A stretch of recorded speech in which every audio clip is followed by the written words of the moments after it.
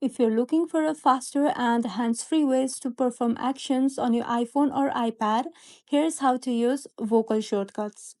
First, open the Settings app, then tap on Accessibility. After that, scroll down to Speech section and tap on Vocal Shortcuts. Then, tap on Set up vocal shortcuts and follow the prompts. After that, you will see a list of system actions you can trigger with your voice, like opening Control Center, taking a screenshot, or even launching specific apps.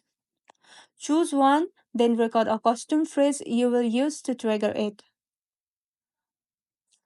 For example, you might say snap it to take a screenshot. And once set up, just say the phrase out loud and your device will do it for you. No buttons needed. It's great for accessibility or just to save time. And that's all. If this video was helpful, don't forget to like and subscribe for more iPhone tips and tricks. Thank you for watching.